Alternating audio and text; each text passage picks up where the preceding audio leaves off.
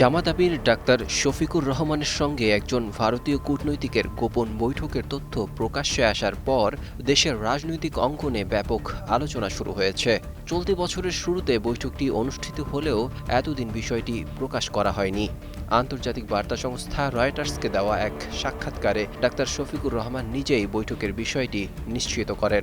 তিনি বলেন, ভারতীয় কর্মকর্তাদের অনুরোধেই বৈঠকের খবর গোপন রাখা হয়েছিল। Next level, well done, side by side free.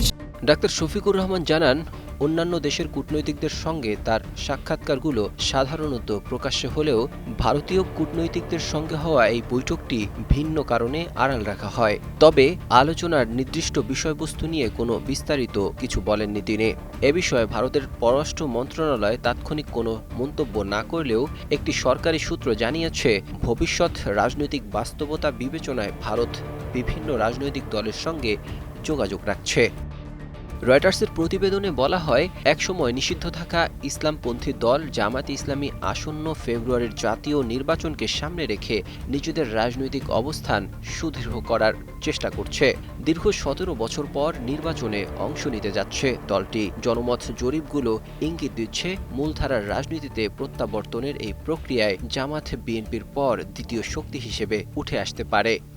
ঢাকার নিজ কার্যালয়ে দেওয়া সাক্ষাৎকারে জামাত আমির বলেন, আগামী ৫ বছরের জন্য আমরা একটি স্থিতিশীল রাষ্ট্র দেখতে চাই। দলগুলো যদি একমত হতে পারে তাহলে সম্মিলিতভাবে সরকার পরিচালনা করা সম্ভব। তিনি আরও বলেন, তরুণ নেতৃত্বাধীন জাতীয় নাগরিক পার্টি এনসিপির সঙ্গে জোট করায় সমালোচনা হলেও সেটিকে তারা রাজনৈতিক বাস্তবতার অংশ হিসেবেই দেখছেন।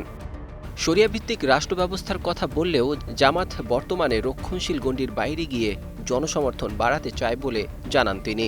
দুর্নীতি দমনকে যে কোনো ঐক্যমত্যের সরকারের প্রধান লক্ষ্য হিসেবে উল্লেখ করেন ডাক্তার শফিকুর রহমান। তিনি বলেন, নির্বাচনে যে দল সর্বাধিক আসন পাবে প্রধানমন্ত্রী সেই দল থেকেই হবেন। জামাত সর্বোচ্চ আসন পেলে প্রধানমন্ত্রী পদে কে প্রার্থী হবেন সে সিদ্ধান্ত দলীয়ভাবে নেওয়া হবে। ২৪ আগস্টে ছাত্র জনতার অভ্যুত্থানে শেখ হাসিনার পতনের পর জামাতের রাজনৈতিক পুনরুত্থান ঘটে। বর্তমানে আওয়ামী লীগ নির্বাচনে নিষিদ্ধ। ভারত প্রসঙ্গে জামাত আমির বলেন, আমরা কারো সঙ্গে বৈরিতা নয়, সব দেশের সঙ্গে ভারসাম্যপূর্ণ ও সম্মানজনক সম্পর্ক চাই। Desk report, ২১ television.